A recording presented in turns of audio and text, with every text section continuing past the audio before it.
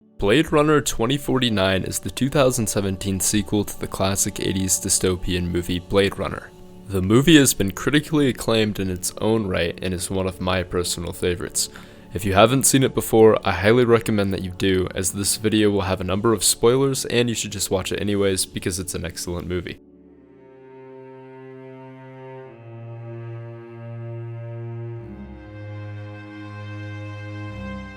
Perhaps the most iconic scene in Blade Runner 2049 is when the movie's protagonist, Agent K, played by Ryan Gosling, is walking along a bridge at nighttime and stops, looking at a giant holographic projection of a woman who leans down and begins talking to him. The woman tells K, "You look lonely. I can fix that." This sparked a myriad of memes hinging off of the idea that Ryan Gosling's character is a sad and lonely young man who can't get any bitches. But in reality, there's a lot more to this scene than meets the eye.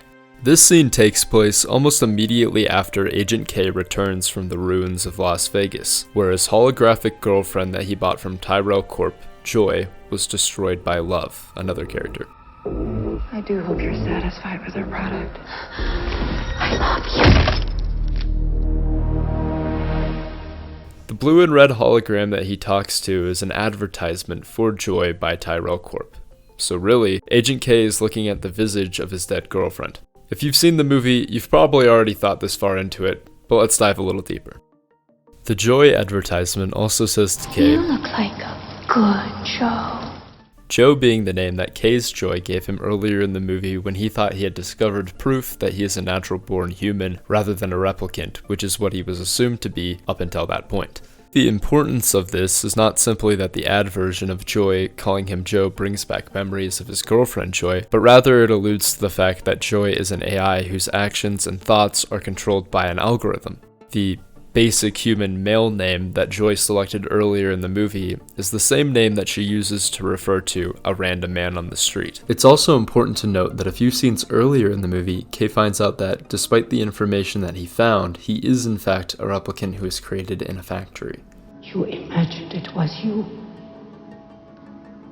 Oh, you did. Much like Joy, Kay is an instrument designed by Tyrell Corp. I think what hits Kay the hardest in this scene is not the fact that he misses his holographic girlfriend, but rather that this interaction forces him to think about Joy's lack of humanity and free will, and in turn forces him to think about his own lack of humanity and free will. At the end of the scene, we see Kay looking down at his gun and remembering the words that Freza, the leader of the replicant revolution, told him. Dying for the right cause is the most human thing we can do. This is where Kay finally accepts who he is and where the internal journey of Blade Runner 2049 comes to an end. Agent K has spent the entire movie up to this point trying to prove to himself that he is a human. What he realizes in this moment is that it doesn't matter.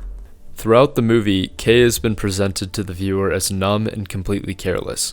He spends his days literally killing his own kind because he has been instructed to. I think the reason why he is able to do this is because he views himself as a machine and not a human held to any sort of ethics. This is also the reason why he does this